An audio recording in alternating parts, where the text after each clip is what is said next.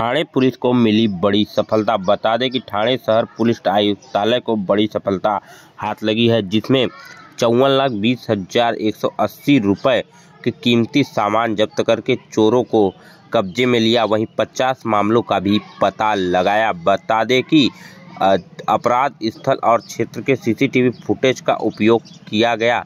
Footage के तकनीकी विश्लेषण के बाद संदिग्ध एक आरोपी को गिरफ्तार किया गया, जिसका नाम लक्ष्मण सुरेश शिवशरण, जिसकी उम्र लगभग 47 वर्ष व मूल निवासी हनुमान नगर रूपा भवानी माता मंदिर के पास सोलापुर जिला सोलापुर, वर्तमान निवासी मोराय अपार्टमेंट दुबे के एक कमरे में कमरा नंबर 108 छत्रपति शिवाजी महाराज प्रतिमा के पास कासेली गांव कल्हाड़े भिवांडी जिला ठाणे।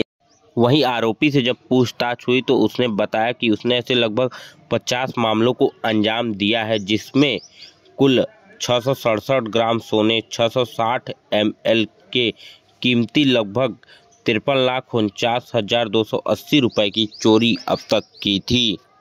घटक 3 कल्याण युनिट ने विष्णुनगर गुन्हा नंबर 16/25 मध्ये समांतर तपास केला। सदरच्या घरफोडीच्या गुन्ह्यामध्ये संशयित आरोपी मी तपास करत असताना लक्ष्मण शिवशरण आणि त्याचा साथीदार सुरेश पोटियान यांना ताब्यात घेतलं। त्यांच्याकडे अधिक तपास करत चौकशी केली।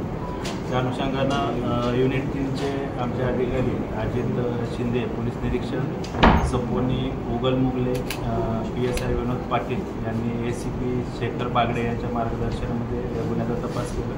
त्याच्यामध्ये 2 आरोपींना अटक करण्यात आलेली आहे। त्या आरोपीकडून अद्यापपर्यंत 667 ग्रॅम सोन्याचे दागिने, रोख रक्कम असा एकूण 54,20,000चा मुद्देमाल जप्त करण्यात आलेला आहे। त्या आरोपींकडून आतापर्यंत एकूण 50 गुन्हे घरफोडीचे गुन्हे उघडकीस आलेले आहेत। या अनुषंगानं युनिट 3चे अधिकारी आणि त्यांची टीम या सदरच्या गुन्ह्यामध्ये अजून कोण आरोपींचा समावेश आहे, यांचे साथीदार कोण आहे, त्याचबरोबर या आरोपींनी चोरी केलेलं जे सोनं आहे, मुद्देमाल आहे, तो कोणत्या ठिकाणी विकला किंवा त्याची विल्हेवाट कशी लावली या अनुषंगानं अधिकारी तपास करत आहे। त्याचबरोबर अजूनही काही घरफोडीचे किंवा या अनुषंगानं इतरही गुन्हे उघडकीस येत आहेत का, याचा देखील अधिक तपास आम्ही करत आहे। 50 घरफोड्या किती कालावधीमध्ये केलेल्या आहेत आणि कशा प्रकारे हे चोरी करायचे, म्हणजे नेमकी यांची मोडच काय होती?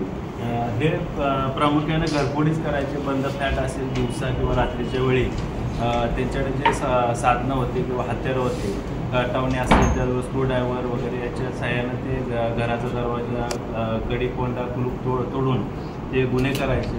या आरोपींवर यापूर्वी एकूण 32 गुन्हे विष्णुनगर, मानपाडा, वागळे, ठाणे शहरामध्ये ठाणे हद्दीमध्ये गुन्हे दाखल आहेत।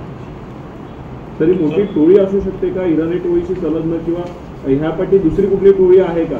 जसं पूर्वी बोलायचे चड्डी गँग, अशा प्रकारचे काय आहे का? सध्या आपल्याकडे 2 अटक आरोपी आहेत, लक्ष्मण शिवशरण आणि सुरेश पोटियान। यांच्यासोबत अजून कोण त्यांचे साथीदार आहेत का, किंवा इतर ठिकाणी इतर पोलीस स्टेशनच्या हद्दीत त्यांनी काय गुन्हे केलेले आहेत का, यांना मदत करणारे इतर कोण आरोपी आहेत, त्या अनुषंगाने अधिक तपास आमचा सुरू आहे। गुन्हे दाखल आहेत। सर